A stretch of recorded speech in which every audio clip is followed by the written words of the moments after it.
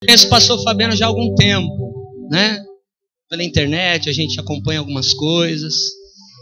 E a gente tem alguns amigos em comum. O pastor Wagner que está aqui, do Mevan.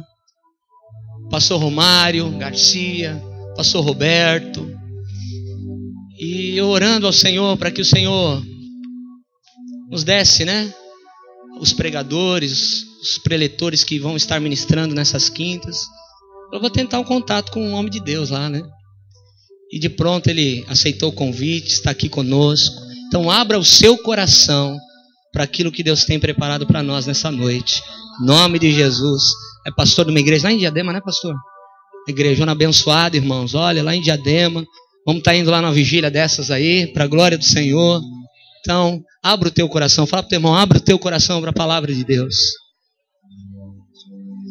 Casa é tua. Glória ao nome de Deus, abre a geladeira. Glória a Deus. A paz do Senhor, amém, queridos?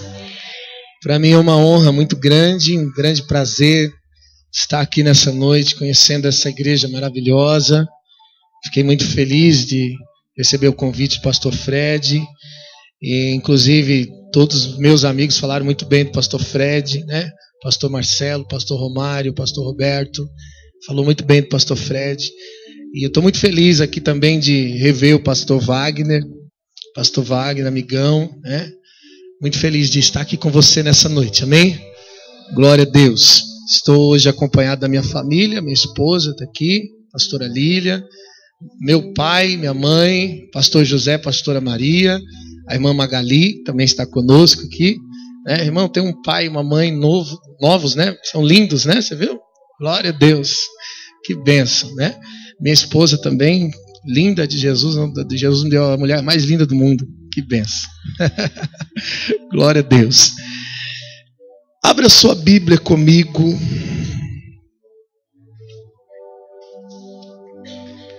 No livro de Juízes. Aleluia. Glória a Deus, aleluia. Livro dos Juízes, capítulo de número 6. Nós vamos ler a partir do versículo 1. Glória a Jesus.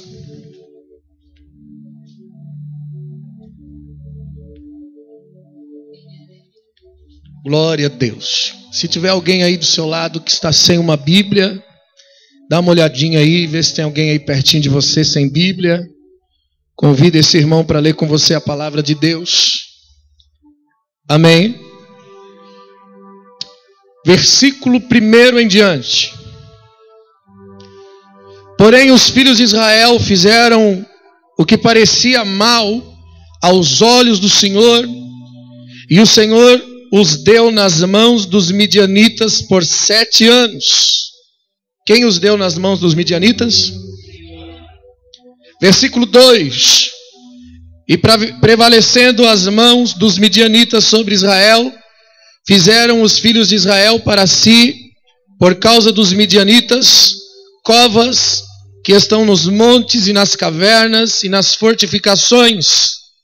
Porque sucedia que, semeando Israel, subia os midianitas e os amalequitas, e também do oriente contra eles subiam, e punham-se contra eles em campo, e destruíam a novidade da terra, até chegarem a Gaza, e não deixavam mantimento em Israel, nem ovelhas, nem boi, nem jumentos, porque subiam contra os seus gados e tendas, e vinham como gafanhotos em tanta multidão que não se podiam contar, nem a eles e os seus camelos, e entravam na terra para destruir.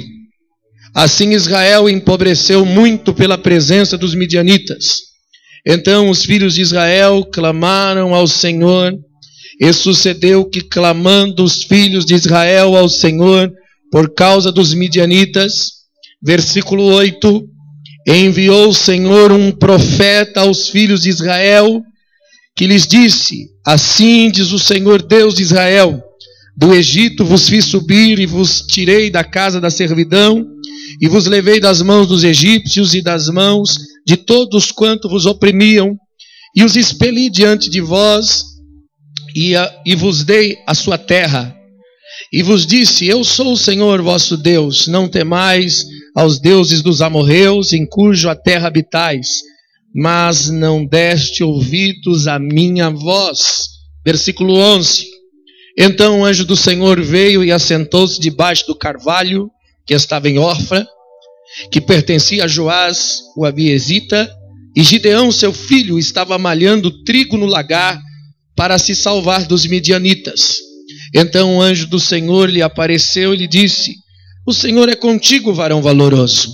Mas Gideão respondeu, ai, Senhor meu, se o Senhor é conosco, por que tudo isso nos sobreveio? Do que é feita todas as suas maravilhas que os nossos pais nos contaram, dizendo, não nos fez o Senhor subir do Egito? Porém agora o Senhor nos desamparou e nos entregou nas mãos dos midianitas. Então o Senhor olhou para ele e lhe disse, vai nessa tua força e livrarás Israel das mãos dos midianitas. Porventura não te enviei eu? Amém, queridos? Aleluia, glória a Deus. Pode se assentar, querido, dando glória ao nome de Jesus. Espírito Santo, nós te damos louvor, a honra e a glória. Entregamos a ti esta igreja, este povo que veio te buscar, que veio te adorar nessa noite. Fala conosco, Senhor, aquilo que nós precisamos ouvir. Fique à vontade em nosso meio, Espírito Santo. Nos dá revelação, nos dá entendimento daquilo que é o teu propósito para os nossos corações nessa noite. Amém, Jesus. Amém. Glória a Deus. Queridos, o versículo primeiro que nós lemos diz que os filhos de Israel fizeram o que era mal aos olhos do Senhor. E por isso o Senhor os entregou nas mãos dos midianitas por 7 anos. Mas eu quero dizer para você que essa situação se repetiu por várias vezes. Na verdade, em toda a Bíblia Sagrada, quando nós olhamos para o povo de Deus, nós vemos um povo vivendo de altos e baixos. Nós vemos um povo triunfando e um povo retrocedendo. Um povo que vive um tempo na presença de Deus e daqui a pouco está fora da vontade de Deus. Altos e baixos. Os momentos de altas é sempre nos momentos de adversidades. Os momentos de altas é sempre nos momentos de dor, de perseguição, nos momentos de luta. E os momentos de baixa era sempre nos momentos de prosperidade. Prosperavam, se desviavam. Ia tudo bem, esqueciam-se do Senhor. Deixava o Senhor. Mas quando a coisa ficava ruim, quando a luta vinha, quando a dificuldade vinha, então a Bíblia diz que este povo clamava ao Senhor, adorava a Deus, buscava a presença de Deus. E o Deus misericordioso, como é o nosso Deus, vinha e curava, vinha e restaurava. Levantava um homem de Deus, levantava um profeta, um líder, um juiz, para que trouxesse restauração sobre a igreja. Assim é o nosso Deus. Ele está olhando para nós, está olhando para o coração da igreja, está pronto para ouvir o nosso clamor, como a Bíblia diz que os ouvidos do Senhor não estão agravados para que não possa ouvir o nosso clamor, e nem as suas mãos encolhidas. Não, as suas mãos estão estendidas para salvar, pronto para ouvir o clamor que se fizer neste lugar. Por isso que a Bíblia diz, se o meu povo, que se chama pelo meu nome, se humilhar e orar, e se converter, essa parte é importante, e se converter dos seus maus caminhos, então eu ouvirei dos céus e sararei a sua terra. Aleluia. Amados, nós precisamos entender a condição em que nós estamos vivendo diante de Deus, para que possamos oferecer a Deus um verdadeiro louvor, para que possamos oferecer a Deus uma vida agradável diante da sua presença. Nós estamos acostumados a ver um povo que busca a Deus pelas coisas dessa terra. Mas na verdade a verdadeira igreja é aquela que busca Deus pelas coisas dos céus e não pelas coisas da terra. Por isso Paulo dizia: pensai nas coisas que são de cima, onde Cristo está assentado, e não nas que são da terra. E quando a igreja busca Deus pelas coisas que são da terra, na verdade essa é uma prática pagã. A igreja na Bíblia é ensinada a buscar a Deus pelos princípios e pelos propósitos celestiais. O paganismo não. Quando Israel deixava de adorar a Deus para seguir a Baal, para seguir os postes ídolos, era porque os postes ídolos ofereciam riquezas, era porque os profetas de Baal ofereciam prosperidade. Então quando nós olhamos para a igreja indo para um caminho de deleite, de descanso, na verdade isso foi aprendido com o paganismo e não com a igreja bíblica. Porque a igreja bíblica aprendeu a renunciar. A igreja de Jesus, ela aprendeu o caminho da renúncia, o caminho da submissão, o caminho da entrega. Jesus dizia: aquele que tentar salvar a sua vida vai perder, mas aquele que perder a sua vida por amor do evangelho, este encontrará a vida eterna. Existe uma diferença muito grande de um sistema que rege o mundo e um sistema que rege o céu. Nós precisamos estar alinhados com o céu e não com a terra. É assim como esse cântico que nós acabamos de cantar aqui: deixe os céus descer. Na oração do Pai Nosso, era assim que Jesus ensinava. A oração modelo, é a forma certa de você orar. Pai nosso que estás nos céus, santificado seja o teu nome. Venha a nós o teu reino e seja feita a tua. Seja feita a tua. Deixa eu perguntar para você, você já orou para Deus assim? Dizendo: Deus, seja feita a tua vontade na minha vida. Deus, é do teu jeito, não é do meu. Porque você vai ter que estar pronto a abrir mão de alguns projetos seus para viver os projetos de Deus para a tua vida. Porque você vai ter que estar pronto de abrir mão de algumas coisas na sua vida, de alguns sonhos, para viver os sonhos de Deus. Porque Deus não quer que você viva os seus sonhos, Deus quer que você viva os sonhos dele para você. E alguém pode até dizer: não, pastor, mas José viveu os sonhos. Não, José viveu os sonhos de Deus para a vida dele.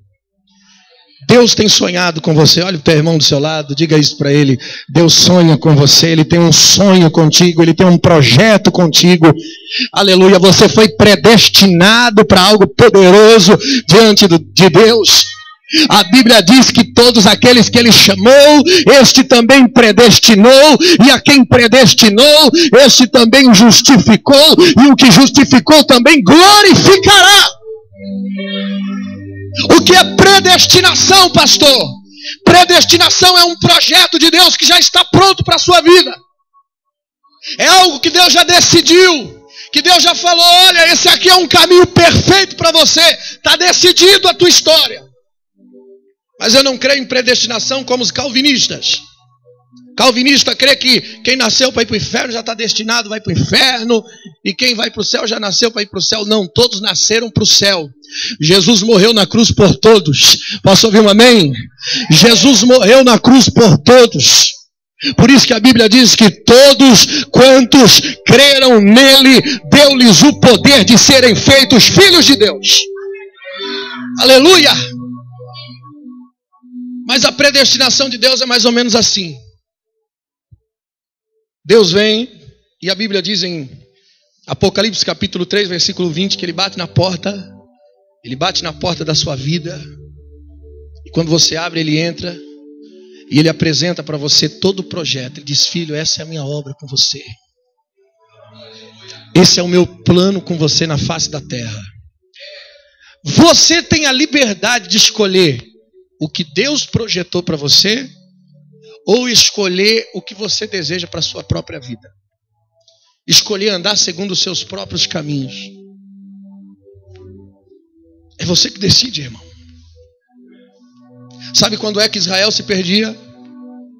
Quando deixava de ouvir a voz de Deus para seguir os seus próprios caminhos. Sabe quando é que nós nos perdemos, querido? Quando paramos de ouvir a voz de Deus. Ah, mas eu estou na igreja, pastor. E daí? Tem pessoas que estão há 20 anos na igreja e não conseguem ouvir a voz de Deus. Tem pessoas que passaram a vida inteira na igreja, vivendo dos seus próprios caminhos e não dos caminhos do Senhor. Deus te chamou, querido, para ser uma igreja, não para estar na igreja. E quando você é igreja, você é corpo de Cristo, onde quem é o cabeça é Jesus, que dá coordenação para todo o corpo. É a mente que dá coordenação para o corpo, é a cabeça, irmão, ela que decide. Amém? Deixa Jesus coordenar a tua vida, deixa Ele decidir o caminho, porque eu tenho certeza, irmãos, de uma coisa eu tenho certeza, que os caminhos do Senhor são melhores do que os seus. Que o que Deus projetou para você é muito melhor do que o que você tem projetado e sonhado para você mesmo. Nós precisamos aceitar os propósitos de Deus, sabendo que o que Deus tem para nós é melhor. A Bíblia diz, Romanos 12, versículo 2, aleluia, que a vontade de Deus é perfeita. A vontade de Deus, primeiro ela é agradável, aleluia, é boa, é agradável e depois é perfeita. A vontade de Deus, não é a sua não. Por isso, assim como no versículo 1 de Romanos 12, diz que eu tenho que não me conformar com esse mundo. Eu tenho que ser um sacrifício vivo no altar de Deus. Paulo dizia, eu rogo, irmãos, pela compaixão de Deus, que ofereçam as vossas vidas como sacrifício vivo, santo e agradável a Deus, e que este seja o vosso culto racional ao Senhor. Em outras palavras, Paulo está dizendo, dá a sua vida para Deus. Dá para Ele. Dá para Ele. Dá para Ele a sua vida. É isso que Paulo está dizendo, oferece como sacrifício a sua vida. Perca a posse da sua vida. Quando a Bíblia diz que aquele que perder a sua vida por amor do Evangelho, é isso aqui que a Bíblia está dizendo, é você perder para Deus. É perder a sua vida para Deus. Entrega ela, diz, Deus é sua, o que tu quiser, vai ser do teu jeito, é a tua vontade. Fica à vontade comigo, Jesus. E então eu vou te dizer, você terá um encontro com o Espírito Santo. Você terá um encontro com a presença de Deus e você nunca mais será o mesmo. Nunca mais será a mesma pessoa, eu te garanto. Você vai passar por dificuldades, eu garanto. Você vai passar por lutas, vai passar por lutas, vai passar pelos mesmos problemas que qualquer ser humano passa, mas existe uma diferença. 1000 cairá ao teu lado, 10.000 à tua direita, tu não serás atingido. Você vai passar pelo vale da sombra da morte, vai passar, mas vai passar sem temor. Não temerei, ainda que eu passe pelo vale da sombra da morte, não temerei. Vai passar pela seta que voa de dia, pela mortandade que assola meio-dia, mas vai passar confiante, debaixo de uma promessa, de uma palavra. Aleluia! A promessa de Deus é essa, é estar com você, aonde quer que você for. Aleluia! Aonde quer que você for, se Deus estiver com você, não se preocupe. Abraão transformou o deserto num manancial. Eu estou no deserto, pastor. Você já viu gente que diz isso? Eu estou no deserto, e daí? Se a bênção de Deus está sobre você, se a glória de Deus está sobre você, esse deserto vai se transformar em um manancial de águas. Até porque a Bíblia diz que rios de água viva fluirão do seu interior. Jorra de você, irmão. Aonde pisarem as plantas dos teus pés, aonde colocar a tua mão, o Senhor diz que eu te darei esse lugar por herança. Não é porque você é melhor do que alguém, não é porque você é um bibelozinho do céu, não. É porque a presença de Deus está em você. É porque você abriu o teu coração, entendeu o plano de Deus, renunciou à sua vida para viver a vida que Deus decidiu, que Deus escolheu para você viver. E isso torna você especial, isso torna você diferente. Aleluia, glória a Deus. Irmãos, Israel fez o que era mal aos olhos do Senhor. Serviram os Balaíns. E por isso Deus entregou Israel nas mãos dos inimigos. Eu quero dizer para você que muitas vezes é Deus que entrega você nas mãos do inimigo. É Deus que permite a adversidade na sua vida. Pastor, não foi o diabo. Martinho Lutero dizia que até o diabo é o diabo de Deus. Para tocar na vida de Pedro, o diabo teve que pedir para Jesus: posso peneirar a vida dele? E adivinha não, que adivinhação é pecado. Revela. O que Jesus respondeu? Jesus respondeu para Pedro: olha, Pedro, eu estou torcendo por você, para que a tua fé não desfaleça. Em outras palavras, Jesus disse assim: eu estou aqui de camarote, vou sentar na primeira cadeira da arquibancada, vou assistir, torcendo para você vencer essa. Às vezes o diabo recebeu permissão, mas isso não significa que Deus não te ama. Não significa que Deus se esqueceu de você. Muito pelo contrário, isso significa que Ele está apostando em você. E que você precisa de um confronto para vencer. E você precisa de um confronto para ter coragem. Irmão, o melhor momento para você ter coragem é se dispor diante dos medos. O melhor momento para ter coragem é você se lançar diante dos seus limites, das suas adversidades. Então Deus quer que você tenha coragem. Deus quer que você tenha força. Deus quer que você esteja preparado. Então a vida vai te preparar isso. Tudo que acontece debaixo do sol, Deus tem um propósito. Eclesiastes capítulo de número 3 diz a Bíblia que tudo que acontece debaixo do sol há um propósito determinado para todo tempo. Então Salomão descreve os tempos: tempo de nascer, tempo de morrer, tempo de plantar, tempo de arrancar o que plantou, tempo de abraçar, tempo de afastar de abraçar, tempo de ajuntar pedra, tempo de separar as pedras. Ele está falando de tempos bons e falando de tempos ruins. São momentos da nossa vida que existem para nos treinar, que existem para nos experimentar em Deus. Há um propósito nisso.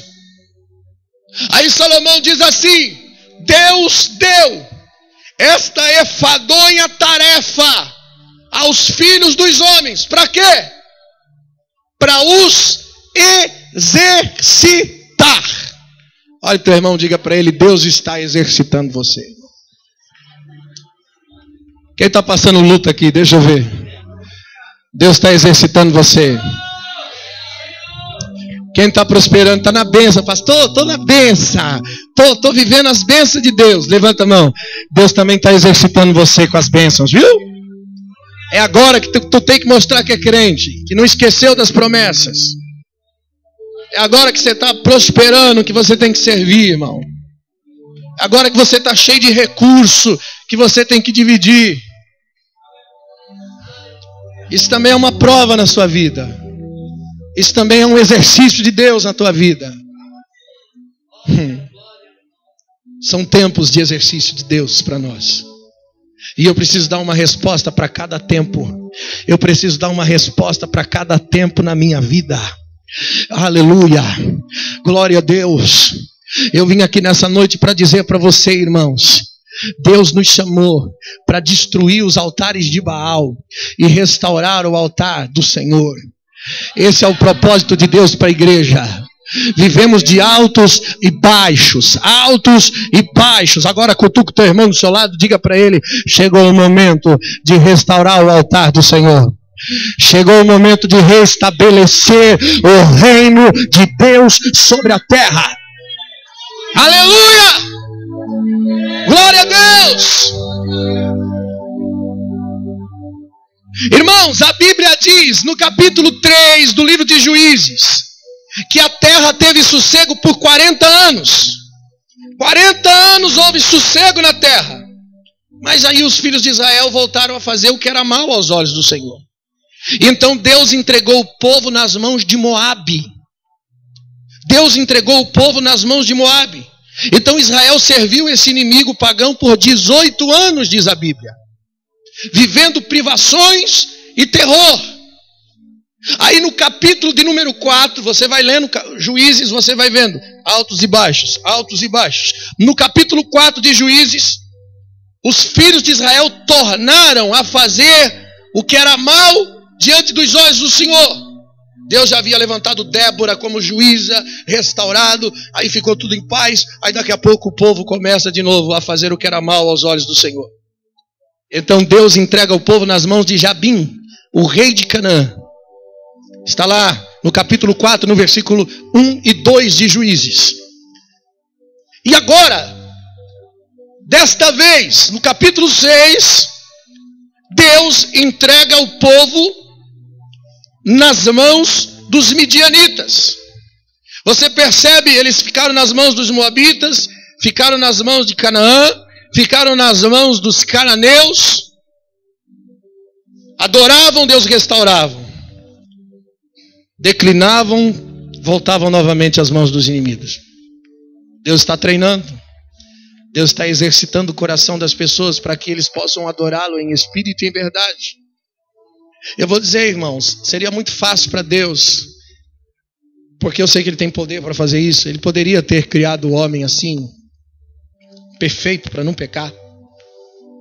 Ele poderia ter criado o homem assim, já alinhadinho, sem desejos carnais. Mas Deus não fez robôs. Deus não fez robôs. Nós estamos sendo educados por Deus. Por isso que a Bíblia diz que aquele que começou a boa obra é fiel para terminar. Deus não te fez perfeito, mas Ele também ainda não terminou a obra. Olhe para o irmão do seu lado, diga para ele: você está em obras. Você está em obras, irmãos. Você está em obras. A mão do oleiro ainda está passando pela sua vida.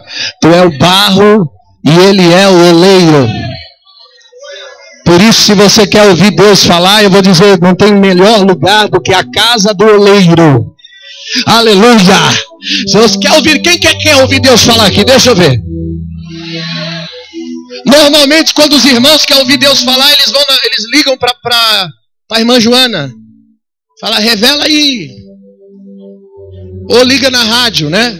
Eu faço programa na rádio, aí eles ligam lá: pastor, dá uma palavra, que eu preciso de uma resposta.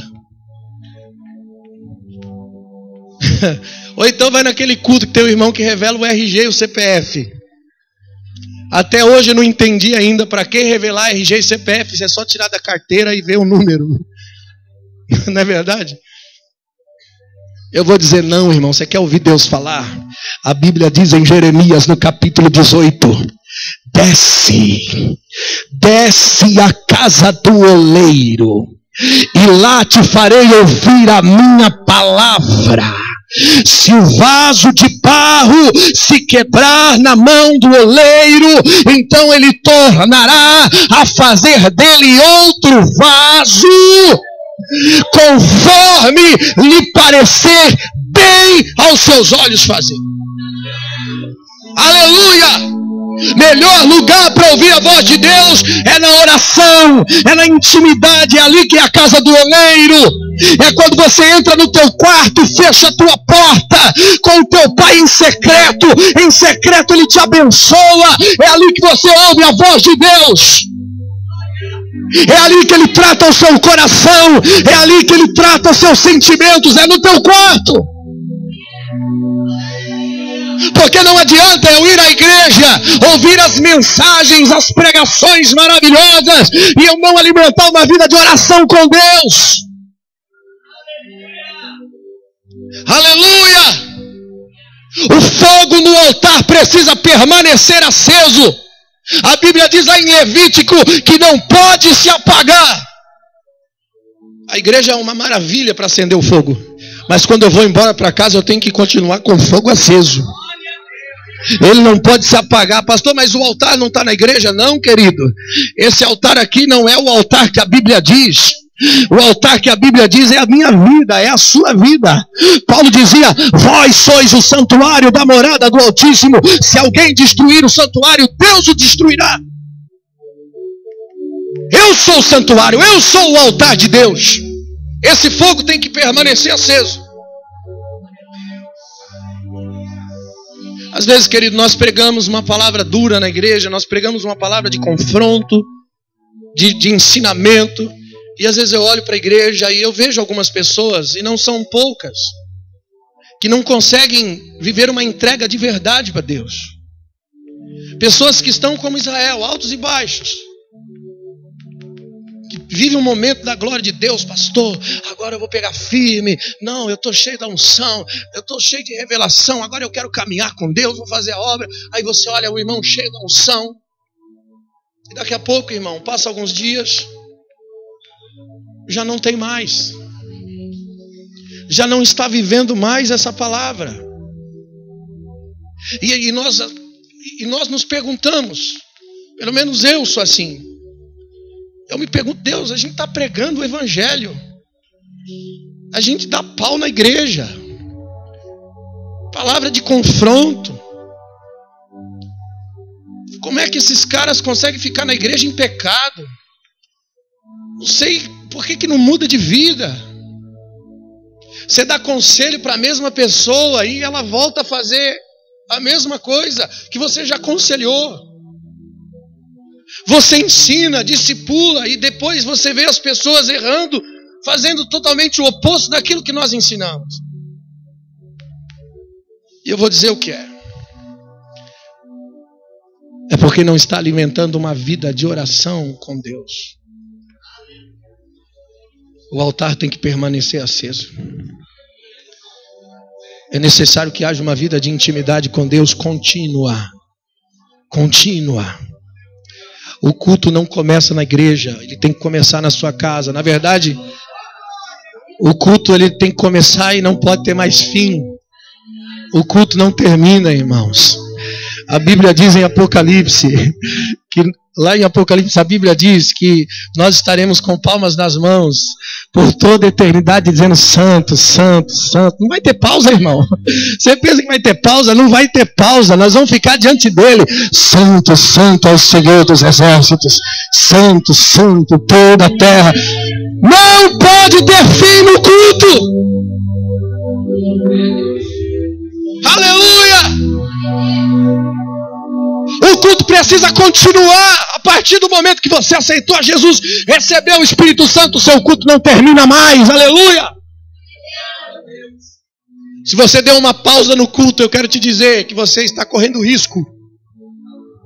Risco de retroceder. Risco de pecar. Risco de se entregar ao pecado, aos desejos da carne. Qualquer momento você pode se desviar. E aí Deus vai entregar você nas mãos dos midianitas, dos cananeus, dos moabes. Não sei. Deus vai apertar você para você voltar. Porque tudo que Deus faz, irmãos, ainda que seja ruim, não é ruim. Parece ruim, mas até o mal de Deus é para o teu bem. É para te constranger, para te trazer de volta, para te fazer acordar. Porque olha, cá para nós, quando você está passando por um momento ruim na tua vida, você descobre a vontade de Deus assim, ó, rapidinho. É ou não é? Quando está tudo bem, você fica: ai, não sei o que Deus quer para mim. Precisa de uma confirmação. Quando a luta vem, irmão, quando a doença vem, o médico diz: não tem cura. Quando o tufão vem, o cataclisma vem, você já logo vai fazendo voto com Deus. Deus, se o Senhor me curar, eu prometo que eu vou entregar a cesta básica para os pobres. Eu prometo que eu vou nos presídios. Eu prometo que eu vou evangelizar, vou virar missionária. Você já vai fazendo voto com Deus. Rapidinho encontra o centro da vontade de Deus. Rapidinho você descobre qual é o plano de Jeová para a tua vida. Na verdade, você fica dando desculpa quando está tudo bem. Você fica enrolando, né? Olha o teu irmão do seu lado, diga para ele assim: Deus está de olho no senhor. Você lembra daquele? Estou de olho no senhor. Ele está de olho no senhor. E não dá para embromar Deus, não dá para enrolar Deus. Ele vai pegar você de qualquer jeito.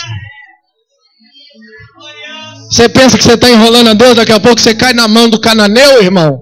E aí você, ai, Senhor. Aí ele levanta o profeta de Deus, porque primeiro vai vir o profeta, depois vem o libertador. Olha para o teu irmão do seu lado, diga para ele: primeiro é o profeta, depois a libertação. Você sabia disso, irmão? A Bíblia diz que primeiro ele enviou o profeta. Primeiro ele enviou o profeta antes de levantar o Gideão. O Gideão é o libertador. O Gideão é aquele que dá norte, que dá liderança para a igreja, que diz: agora nós vamos por aqui. Mas antes de levantar o libertador, ele envia o profeta. Juízes capítulo 6, versículo 7, a Bíblia diz que sucedeu que, clamando os filhos de Israel ao Senhor por causa dos midianitas, enviou o Senhor um profeta. Esse profeta não tem nome na Bíblia, mas eu sei que é um profeta. E a Bíblia diz que ele disse: assim diz o Senhor de Israel: do Egito vos fiz subir, vos tirei da casa da servidão, vos livrei das mãos dos egípcios, das mãos de todos que vos oprimiam. Eu expulsei de diante de vós, e a vós dei a sua terra, e vos disse: eu sou o Senhor vosso Deus, não temai aos deuses dos amorreus em cuja terra habitais. Aí vírgula, mas vocês não deram ouvido. Quem que é o profeta? O profeta não é aquele que vem para entregar a chave de apartamento, casa própria, não, irmão. O profeta é aquele que vem para apontar o dedo no teu nariz e dizer: você não está ouvindo. Você não está ouvindo a palavra. Você não está vigiando. O profeta é aquele que vem para apontar o dedo e dizer: põe a tua casa em ordem, rapaz. Põe a tua casa em ordem. Antes de enviar Jesus, ele enviou João Batista. João Batista é o profeta que vinha para preparar o caminho do Senhor. E era essa palavra que João Batista dava para o povo: arrependei-vos, porque é chegado o reino dos céus.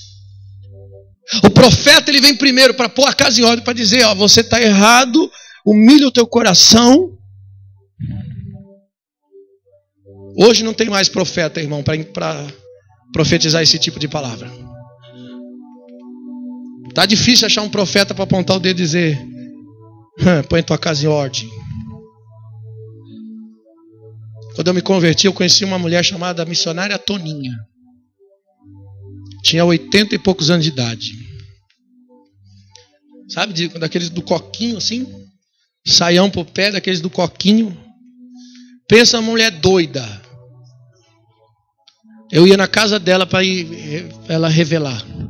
Falar: ora por mim, missionária, revela aí. Mas ela não dava revelação de bênção não, irmão. Era profundo. Eu saía de lá até meio vesgo, doido. Falei: Jesus. Aí um dia eu levei um amigo meu, falei: vamos lá na casa da missionária que revela. Ele: opa, vamos lá. A missionária deu a fita, irmão. Falou: ó, você está traindo tua esposa. Falou para ele: se conserta, ou então você faz você da terra. Falou tudo assim, irmão, trouxe tudo assim. E ele chorava, que nem criança.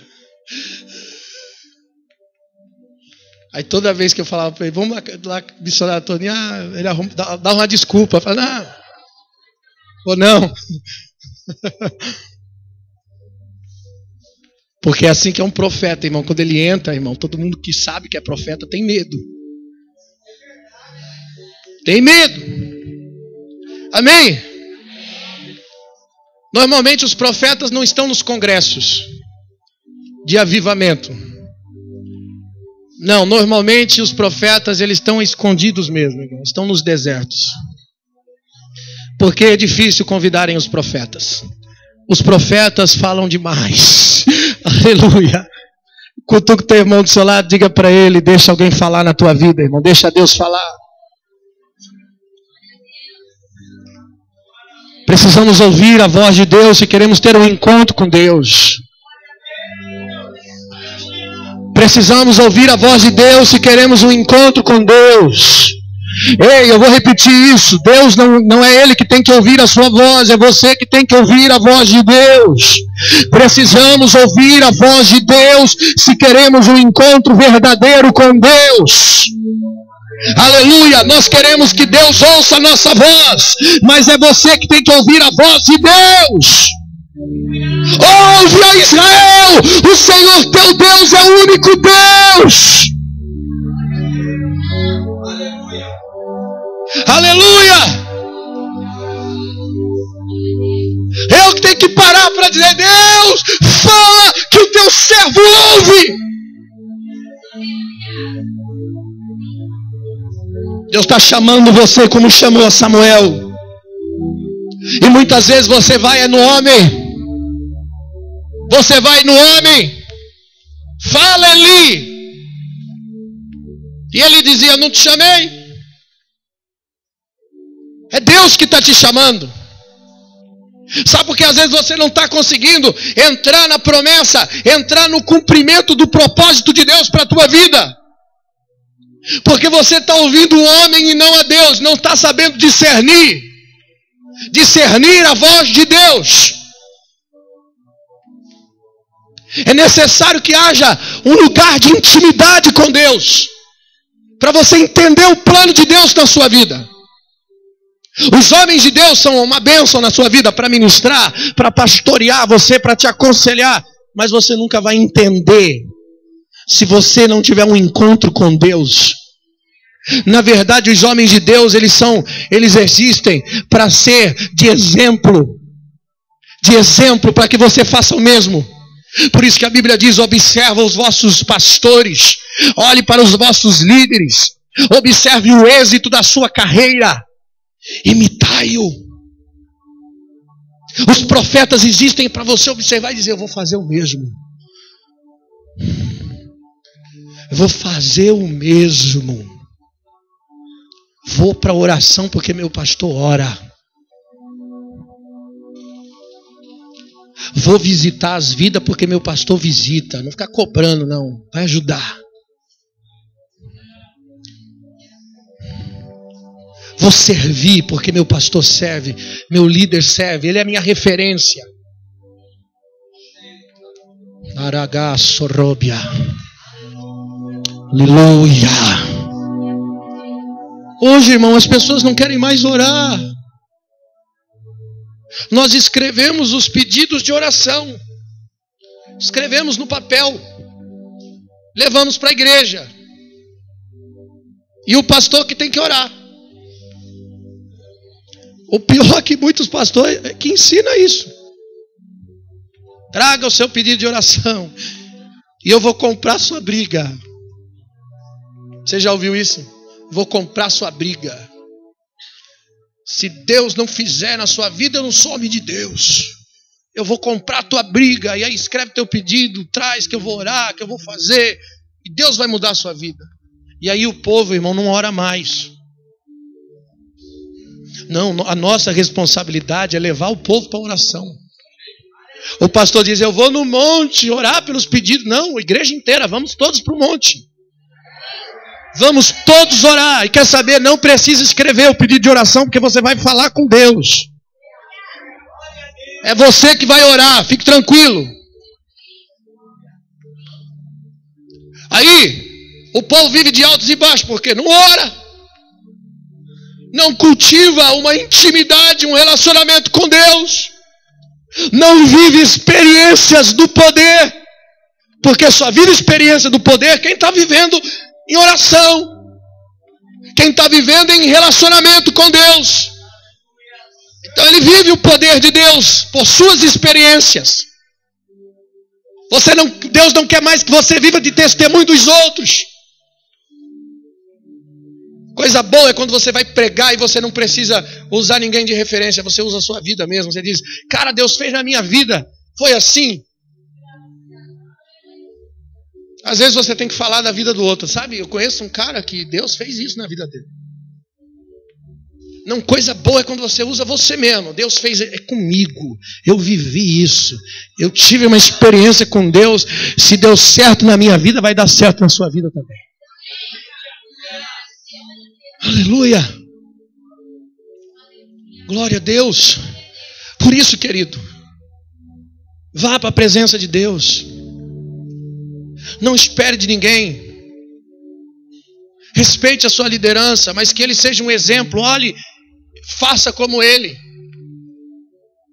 Está na hora de sair da fila da oração. Às vezes eu brinco na igreja, eu falo: irmão, você conhece o crente 6 horas? É o crente 6 horas por mim. 6 horas por mim, esse é o crente 6 horas. Que é amigo do crente Kodak. E aquele que fala assim: revela aí, vaso. Revela aí. A Kodak já faliu. Amém? Já era. Agora é tudo digital, irmão. Aí 6 horas aí, mas ele não ora. Ele mesmo não ora, não vive uma vida de oração com Deus, da presença de Deus. Nós precisamos mudar essa condição, querido. E essa responsabilidade é nossa, pastor, de levar isso para o coração da igreja, para que nós nos tornemos pregadores, pastores, líderes. Todos temos esse mesmo chamado. Quando a Bíblia diz que ele deu uns para apóstolos, outros para profetas, outros para evangelistas, mestres, pastores, 5 ministérios. A Bíblia diz que ele deu querendo o aperfeiçoamento dos santos, até que cheguemos à unidade da fé e ao pleno conhecimento de Cristo. Ele deu os 5 ministérios para o aperfeiçoamento dos santos. Eu não sou aperfeiçoado se eu não viver uma dessas características de Deus na minha vida. Apóstolo, pastor, evangelista, mestre, profeta. Eu fui chamado para uma responsabilidade. Quando eu cresço no reino, quando eu cresço espiritualmente, quando eu cresço em maturidade com Deus e na palavra, eu entendo isso. Eu entendo isso. Então eu não fico mais na fila da oração. Sou eu que estou orando agora. Aleluia. Se tem uma coisa que brilha aos meus olhos, é quando eu olho para a igreja e vejo um irmão que obreiro ainda, nem pastor não é, e está lá na igreja no cantinho orando por alguém, porque as pessoas já estão reconhecendo. Quer saber qual é o maior sinal da unção de Deus na sua vida? O maior sinal de Deus é quando as pessoas olharem para você e começarem a te reconhecer. Quem tem que te reconhecer são as pessoas. Quando a Bíblia diz que Saul, as mulheres e as crianças cantavam: Saul matou 10.000, mas foi Davi que matou 10 milhares. Irmão, Davi foi ungido por Samuel, mas depois ele foi consagrado pelo povo. Foi o povo que aclamou a Davi a rei. Porque somos cartas vivas, fomos chamados para isso. Estamos rodeados de uma tão grande nuvem de testemunha. Por isso a Bíblia diz: deixa o embaraço, deixa o pecado que tão de perto rodeia, e corramos para a carreira que nos está proposta. Aleluia! Somos como uma carta viva, disse Paulo, escrita não com caneta, não com tinta, mas escrita pelo Espírito Santo, lida por todos os homens. O mundo tem que ler você, o mundo tem que olhar para você e assistir a sua vida. Quando Deus disse para Abacuque no capítulo 2 de Abacuque: meu filho, escreve a visão, olha, escreve a visão e torna bem legível, para que até quem passa correndo possa ler. Essa visão, irmão, ela é escrita no meu coração, no seu coração. Esse é o lugar da visão, esse é o lugar que será escrito a palavra de Deus, porque chegará o tempo que não escreverei mais a minha lei nas tábuas e nem nas pedras, mas as escreverei nas tábuas de carne do coração do homem. Esse tempo já chegou, esse dia já chegou.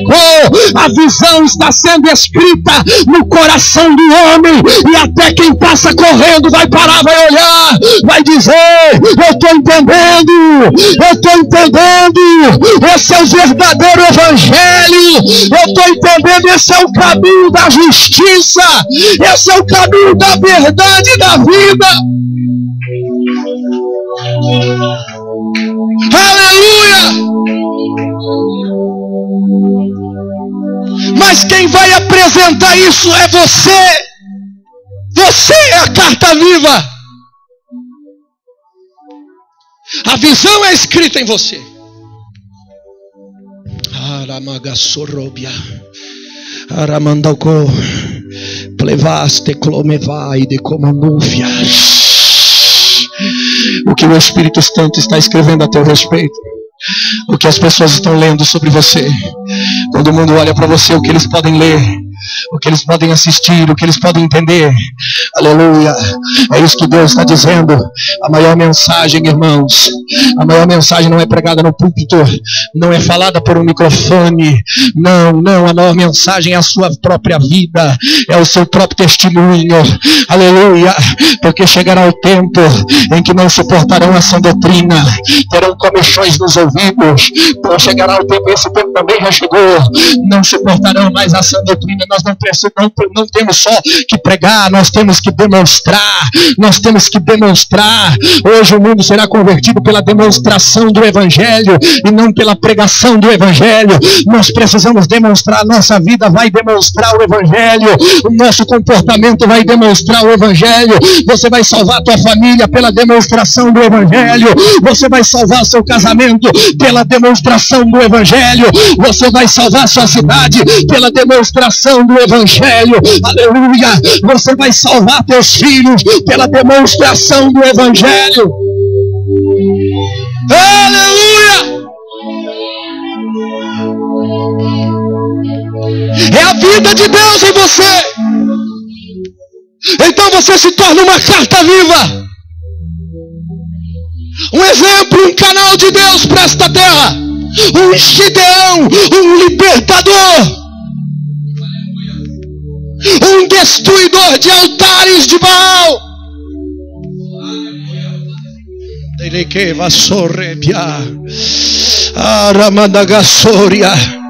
A primeira coisa que Deus mandou Gideão fazer foi essa: pega o boi de teu pai e derruba os altares. Derruba os altares de teu pai, derruba os altares de toda a tua família, derruba os altares de todo Israel.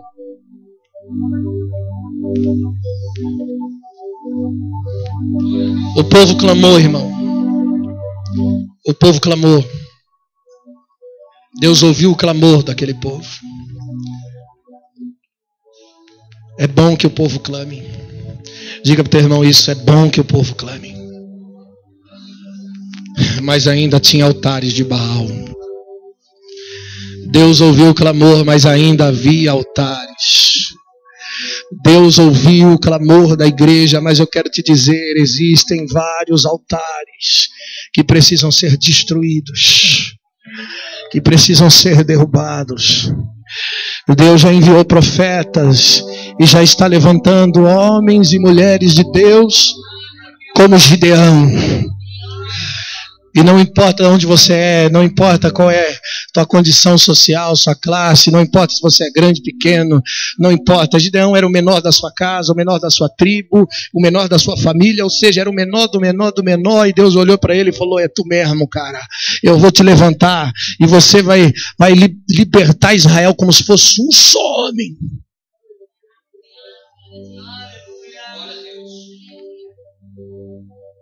Ah, mas eu não sei pregar, pastor. Deus não quer que você pregue, Deus quer seu coração. Conheço pastores que não são grandes pregadores, eloquentes, mas tem um coração cheio do fogo de Deus e que apacenta a sua igreja muito bem, que serve no ministério e no reino de Deus muito melhor do que muito artista, muita gente que sabe falar bem. Irmão, eu sonho com um tempo que a igreja vai conseguir discernir o que está ouvindo, saber o que é santo e o que é profano. Hoje eu não consigo mais ouvir qualquer coisa. Tem alguns pregadores famosos, os mais famosos do Brasil, eu não consigo ouvir. São pessoas eloquentes, mas existe um diagnóstico dentro da palavra de Deus. E quando você está conectado com o céu, você sabe, irmão. Quando você está maduro, você entende, você sabe discernir o que é santo e o que é profano. Eu sonho com um tempo que a igreja não vai mais aplaudir qualquer besteira. Não vai se impressionar mais com qualquer coisa. Eu sonho com um tempo que a igreja vai procurar na Bíblia para ver. Peraí, deixa eu ver o que ele está falando, se é mesmo. Eu sonho com um tempo que as pessoas virão para um culto com papel e caneta nas mãos. Vai anotar tudo para conferir depois. Isso se chama zelo. Zelo pela verdade. Quando isso existir, olha, eu vou te dizer, você não vai idolatrar mais nenhum artista, você não vai correr atrás de mais ninguém, porque o teu zelo é com o céu, não é com a terra. O teu objetivo é o coração de Deus. Eu não quero que você seja cético, não é isso que eu estou dizendo, eu quero que você seja zeloso. Eu não, Deus quer. Eu também, porque se Deus quer, eu também quero. Deus quer que você seja zeloso. A Bíblia diz, seja zeloso. Seja um obreiro aprovado, que maneja bem a palavra da verdade, que não tem do que se envergonhar. Quando a Bíblia diz, analisa tudo, retém o que é bom, como é que eu vou analisar se nem eu mesmo sei? Como é que eu vou analisar se eu mesmo não sei? Olha o teu irmão do seu lado, aponta o dedo para ele, você tem que saber. Você, se não sabe, busque saber. Busque saber. E eu vou te dar um conselho, não adianta estudar teologia. Eu vou te dar um conselho, não adianta estudar a Bíblia se não orar, se não entrar na presença do Espírito Santo, você vai ficar doido. Se você não entrar na presença de Deus, você não vai entender a Bíblia, na verdade, você vai entender o contrário. Aleluia! Toda religião foi tirada da Bíblia, contexto fora do contexto, gerando pretextos. Toda religião, ela tem uma parte na Bíblia. Porque pessoas sem a presença de Deus tiveram uma interpretação dela. Mas quando você vai para a presença de Deus, você entende tudo, irmão. Os discípulos de Jesus não entendiam nada que Jesus pregava. E olha que ele ainda simplificava, contava historinha. E o semeador saiu a semear. Simplificava. E eles não entendiam. Mas a Bíblia diz em Atos 2 dos apóstolos, eles reunidos no cenáculo, um lugar como este, a Bíblia diz que desceu do céu um vento viamente impetuoso que encheu toda a casa. Foram vistas entre eles línguas repartidas como que de fogo que encheu toda a casa. A Bíblia diz que foi aberto-lhe a mente para compreender as Escrituras. Naquele momento que receberam o Espírito Santo, foi-lhes aberto a mente para compreender as Escrituras. Diz a Bíblia que lembraram-se das palavras de Jesus. Então Pedro se levanta no seu primeiro sermão e a Bíblia diz que 3.000 almas se renderam a Jesus. E daqui a pouco 5.000 almas se renderam a Jesus. Aleluia, glória a Deus. Querido, eu quero te dizer, na presença do Espírito Santo você entende tudo, porque a Bíblia diz que quem é do Espírito é do Espírito, quem é da carne é da carne. Quem é da carne não compreende as coisas do Espírito, mas quem é do Espírito compreende tudo e todas as coisas, e por ninguém é discernido. Se você está caminhando debaixo da unção do Espírito Santo, haverá de entendimento, haverá revelação. Você vai caminhar debaixo do propósito real, vai caminhar debaixo da vontade de Deus. Aleluia!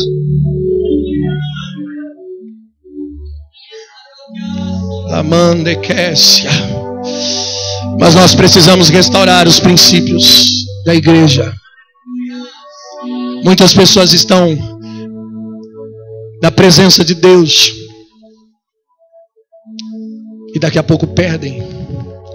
Uma coisa é você ser cheio do Espírito Santo, outra coisa é você manter-se cheio do Espírito Santo. Uma coisa é você ir ao altar, outra coisa é você permanecer no altar. Eu preciso permanecer no altar, o Espírito Santo vem e me enche, mas a tarefa de permanecer é minha. Eu preciso alimentar. Quando Ele vem, agora eu preciso alimentar a sua presença. O Espírito Santo não virá de novo se nós não alimentarmos a sua presença, se nós não convidarmos, se nós não o desejarmos, se nós não querermos. Porque o Espírito Santo é diferente do Espírito que desce no terreiro de macumba. No terreiro de macumba o Espírito toma o corpo. O Espírito Santo não, ele é convidado. Você abre a porta, ele entra. Ele é cavalheiro. No centro de macumba, quando o Espírito maligno possui uma pessoa, ela perde a mente, ela não lembra de mais nada. O Espírito Santo, quando possui uma pessoa, ela está vendo tudo. Enquanto o Espírito Santo está sobre ela, ela está entendendo, ela está raciocinando. Na verdade é para isso mesmo que ele veio, para que você possa raciocinar, porque o Espírito vos ensinará todas as coisas, diz a Bíblia. Ele vos levará ao caminho da verdade e da justiça. Ele vem para convencer o homem do pecado, da justiça e do juízo de Deus. Na verdade, quando ele vem, você fica mais ação do que nunca.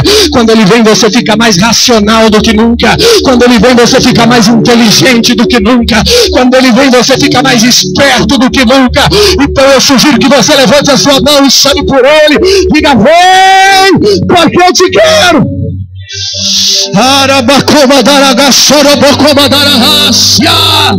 Aleluia!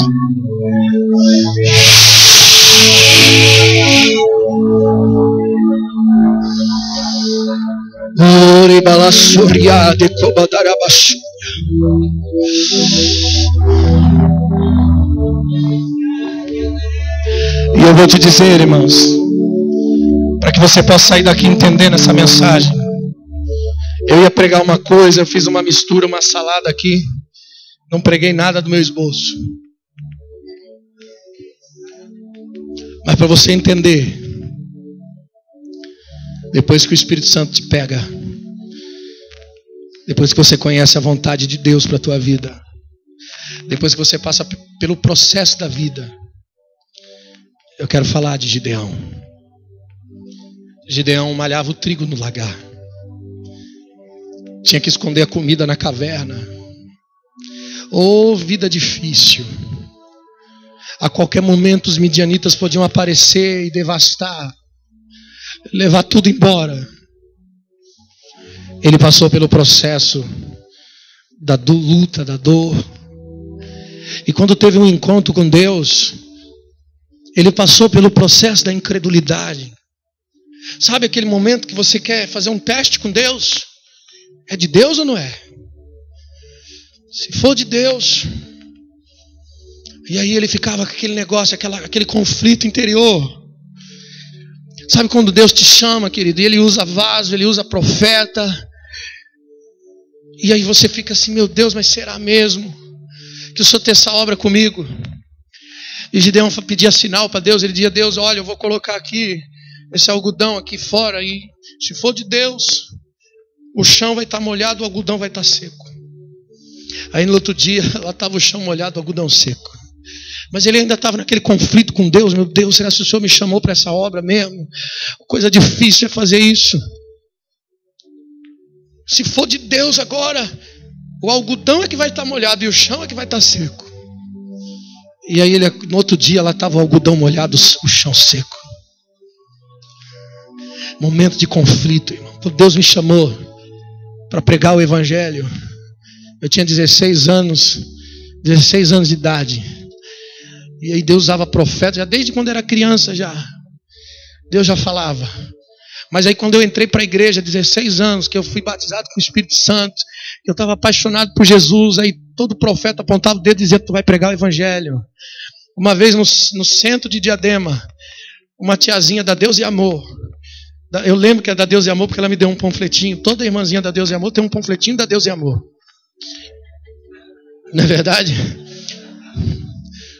E eu estava na calçada, no centro de Diadema, ela passou do meu lado, e aí ela começou a sapatear, falando em línguas, e voltou: eis que tu serás um varão de fogo. E eu me arrepiei assim no calçadão, irmão. Olhava para o lado, tem alguém olhando. Falei: Jesus, estou passando vergonha aqui. A irmã falando no mistério, no meio do calçadão. E eu ia para a igreja, para casa, eu falei: meu Deus, mas será? E aí eu fui para a igreja, falei para o pastor: me dá uma oportunidade aí para mim fazer alguma coisa, que Deus está falando, né? E eu pedi oportunidade, irmão. E o microfone ficava assim na minha mão, tremendo, porque eu tremia todo, gaguejava. E eu ia embora frustrado, eu falei: eu não sei falar, Jesus. Aí um dia um presbítero da igreja que eu congregava, resolveu acreditar em mim. E ele falou: na terça-feira que vem tu vai pregar, Fabiano, prepara a pregação que tu vai pregar. E aí eu fui para casa, eu lembro que eu fui preparar a pregação da mulher do fluxo de sangue.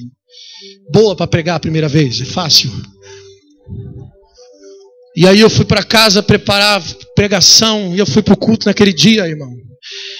E aconteceu de novo, e eu comecei a falar da mulher do fluxo de sangue. E aí, glória a Deus, e aleluia, aleluia, glória a Deus. E tremia meu microfone, e aí fiquei mudo. Não saiu mais nada. Ainda bem que a igreja estava vazia, tinha uma meia dúzia de irmãos. Aí eles ficavam olhando assim para mim, eu mudo assim, olhando para os irmãos. Eu falava: glória a Deus, aleluia, aleluia, glória a Deus. E pensando comigo: e agora, o que eu vou falar? Aí o presbítero resolveu subir no púlpito e falava: irmãos, vamos orar pelo irmão Fabiano. Eu já tinha começado a pregar e ele fez outra oração: Senhor, usa o teu servo, fala conosco. Eu falei: agora vai.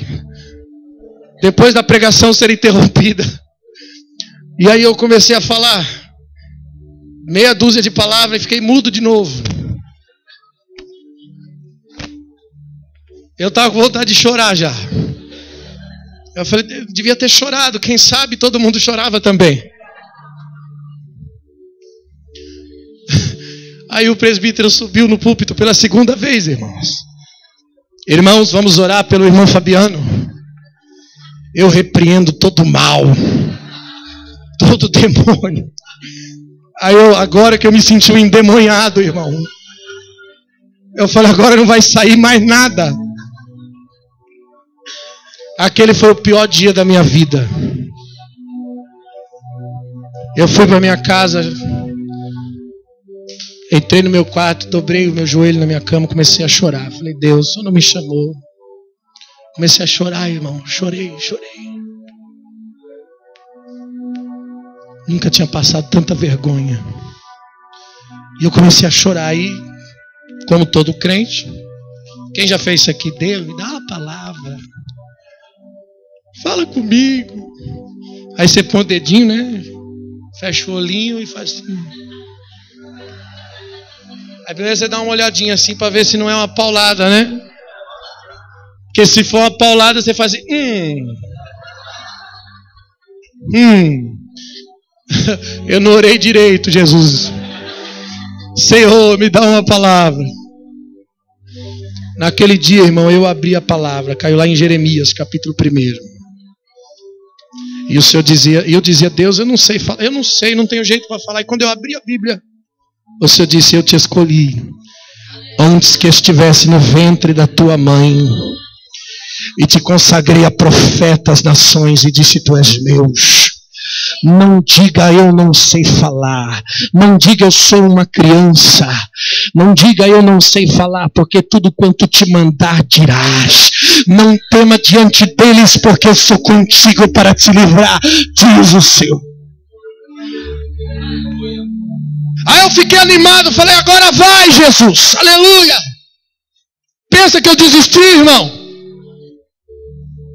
Eu fui para a igreja mais decidido que nunca ser um mensageiro, um pregador do Evangelho. Vença as crises da sua vida. Vença os tempos. Vença os limites estabelecidos. Vença. Está malhando trigo no lagar. A palavra de Deus é essa. Vai nessa tua força.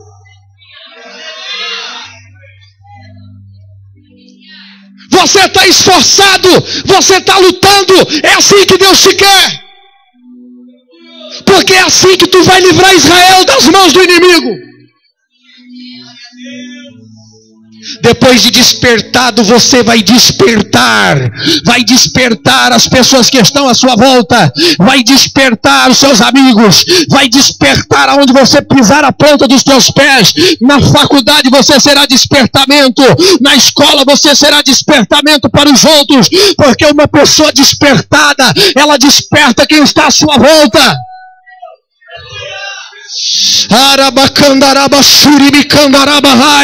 Fazendo isso, os altares de Baal serão destruídos. Os altares da idolatria serão destruídos. Quando o homem de Deus se levanta, o altar de Baal ele é caído, irmãos. Escute, o altar de Baal vai cair no meio da tua casa, no meio da tua família.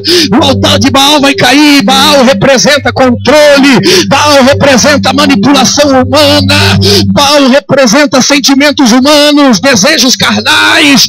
Baal representa o que chamamos de luxúria, desejos e vaidades da carne. Tudo que é Baal vai cair. Quando a unção se levanta na tua vida, se prepare, porque um novo tempo virá sobre a tua casa, um novo tempo virá sobre o teu ministério, um novo tempo virá sobre a tua igreja, um novo tempo virá.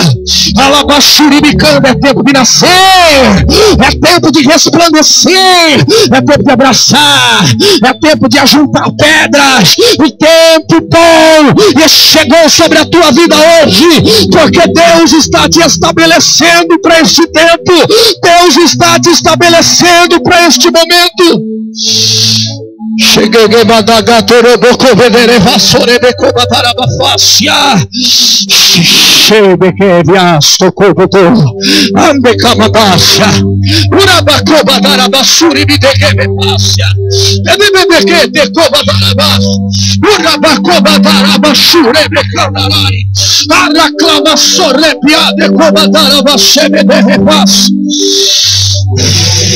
fique de pé. Fique de pé.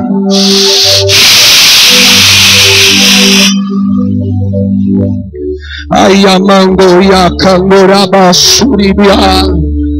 Alamando robia de comandará la vassoria. Alamando robia. Adore a Ele. Adore a Ele. Nós vamos adorar.